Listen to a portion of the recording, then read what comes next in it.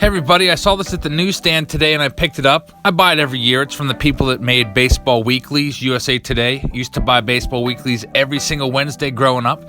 And I'm going to show you their predictions for the 2018 season and also give you my predictions for the 2018 season. All right, first up, we'll start in the American League, and I'm going to go with the Yankees coming in first place. Last year, I believe they came in second place. As you remember, they were a wild card team, and they made it the whole way to the ALCS, but lost to the Astros. They have a lot of guys coming back, and they also made additions to make the team better. You've probably by now heard that Giancarlo Stanton is a Yankee, and he hit 59 home runs last year in Marlins Park, which is a lot bigger than Yankee Stadium. Also, the Yankees have an outstanding bullpen with Chapman as the closer, and they also have Canley, Betances, Chad Green, Robertson. I mean, these guys, they're stacked from top to bottom. Lineup, bullpen, rotation. First place, I'm thinking they're going to win around like 95 games. In second place, behind the Yankees, I've got the Red Sox. I think most of you would project either the Red Sox or Yankees and Red Sox, and I am in that same boat. The Red Sox are a decent team, especially after adding J.D. Martinez and his 45 home runs this year. They've also got some really good pieces in the rotation with Chris Sale, and hopefully David Price bounces back from an injury-filled 2017. Also, Rick Porcello was a Cy Young Award winner 2 years ago and had a pretty bad season last year. Drew Pomeranz with 17 wins. So this team's pretty decent. I'm going to give them 90 wins, and I think the Red Sox are going to be a wild card team in 2018. In third place in the AL East, I'm taking the Blue Jays. I think they'll be around a 500 team, go about 81-81. They've got really good players. Josh Donaldson with his 33 home runs last year, even though he was injured for a period of time. Justin Smoke had 38.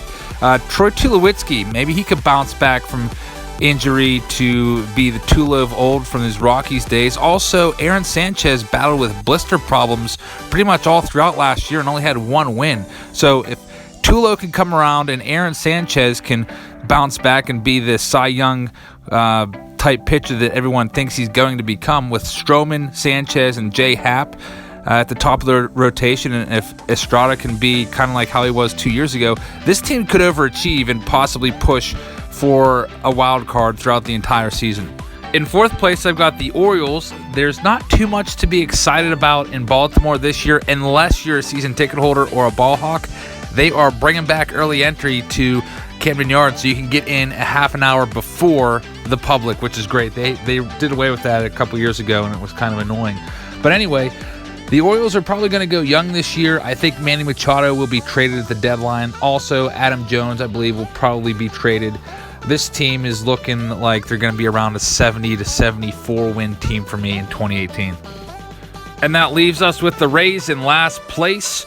I don't know why they don't just trade Chris Archer and Alex Colomé and just go complete rebuild here. I mean, they probably will do that. The Rays always tend to overachieve and do a little bit better than I think they're going to do. But I think they're going to be around like 68 to 70 wins, last place AL East. All right, next up, we're going to do the American League Central. In first place, no surprise, I'm going with the Cleveland Indians. The Indians were a 100-win team last year, and basically the whole team is coming back except for Carlos Santana, who signed with the Phillies, and Brian Shaw is out of the bullpen now. He signed with the Rockies. But all their stars are pretty much back. Also, Michael Brantley can hopefully put together an entire season. We'll see how that goes. There's only a couple question marks. They're not big question marks. How's Brantley going to perform because he's been basically injured for the last 2 years? How's Danny Salazar going to pitch because he's got amazing stuff but just always seems to just lose his way and get off track? How's Mike Clevinger going to do in the rotation? He kind of bounced around last year, but he shows a lot of signs of promise.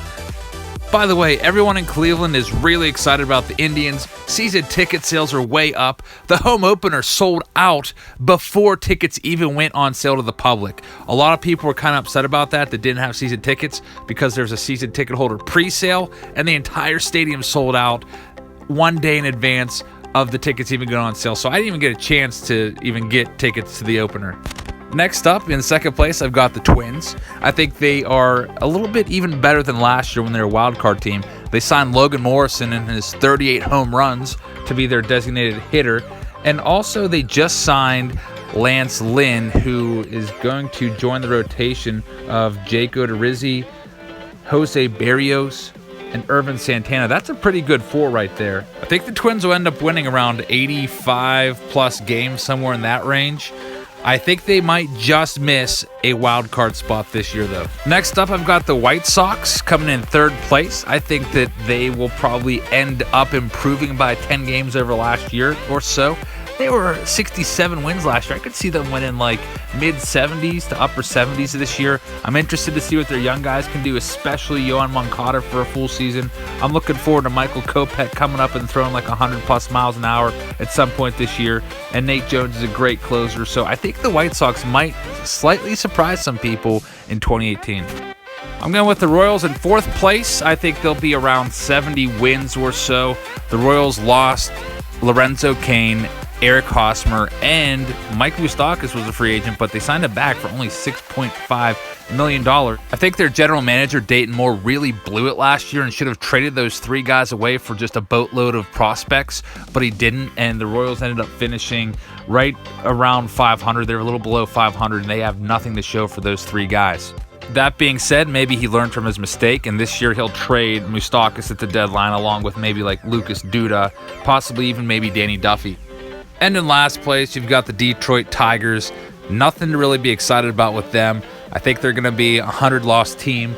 The only thing I'm looking for is if Miguel Cabrera can bounce back. And also, Jordan Zimmerman had a terrible season last year with a 6.08 earned run average, and he used to be really good, so maybe he bounces back a little bit. But I think this team is definitely the last place in the Central. All right, now it's time for the American League West, and no surprise, one of the big three teams, Yankees, Indians, and Astros. Astros will be the first place team. They're going to win over 100 games again this year. They just picked up Garrett Cole from the Pirates back in January. Their rotation is arguably the best in baseball. Justin Verlander, Dallas Keuchel, Garrett Cole, and Charlie Morton, who was lights out in the playoffs and pretty much all throughout the season. Those four guys are going to probably combine for like at least 70 wins alone right there. And then they have just a team that's really deep. The only loss they really had was Carlos Beltran retired. They'll probably replace him with one of their young players, Derek Fisher. And they're just stacked. George Springer, Jose Altuve, Marwin Gonzalez, Evan Gattis, Carlos Correa. This team's great. Next up, in second place, I've got the Los Angeles Angels. I think they'll win in the upper 80s and win the second wild card, just barely edging out the Twins. I would definitely like to see Mike Trout make the playoffs and play all year healthy, hit like 45 bombs. And their lineup is pretty stacked. They made a couple additions. They got Zach Cozart, who hit about 300 last year with 24 homers. He's going to play third base, and they acquired Ian Kinsler from the Tigers. He's solid. He had 22 home runs last year. I mean, looking over their lineup, they could have 9 guys hit 20 home runs in 2018, and I would not be surprised. The big addition is Shohei Ohtani, who everybody assumes is going to be the second coming of Babe Ruth and like win the Cy Young and hit like 45 home runs. But I'm a little more pessimistic on Ohtani. I don't even think he's going to win the Rookie of the Year, but I think he's going to be decent. In third place, I've got the Mariners, and I'm really looking forward to seeing what Ichiro can do. He should get a lot of playing time to start the season out in left field. And also, you have Dee Gordon trying to play center field for the first time in his career. I always root for the Mariners to make the playoffs because they haven't been there since 2001. But I think they're just going to come up just a little short again. In fourth place, I've got the Rangers. I think they'll be about mid-70s. I'm looking forward to seeing Joey Gallo again. Hopefully he can hit 50 home runs this year. Also, how's Adrian Beltre going to do in his advanced age? Shin-Soo Choo's getting up there in age. Cole Hamels is a little bit older. And in last place, but not very far behind the Rangers, I've got the Athletics. We've got a couple young guys that I'll be interested in seeing how they end up doing, like Matt Olson. Could he hit maybe 30 homers? Also, looking forward to Chris Davis smashing 40-plus home runs again. I really think the Athletics need to get a new stadium, but not until I can get out there and see Oakland Coliseum. I hear it's pretty crappy, but I still want to see it in person. All right, I'm going to show you how USA Today / Baseball Weekly has their picks. in a second, but first I want to do my playoff projections. For the wild card game, I said that the Red Sox and the Angels would play. The Red Sox will be number 1 and host the game. I'm going to go with an upset and say the Angels defeat the Red Sox, and Chris Sale just has one of those crappy games like he does against the Indians every now and then where he just kind of isn't Chris Sale, and the Angels beat them and go on to the division series.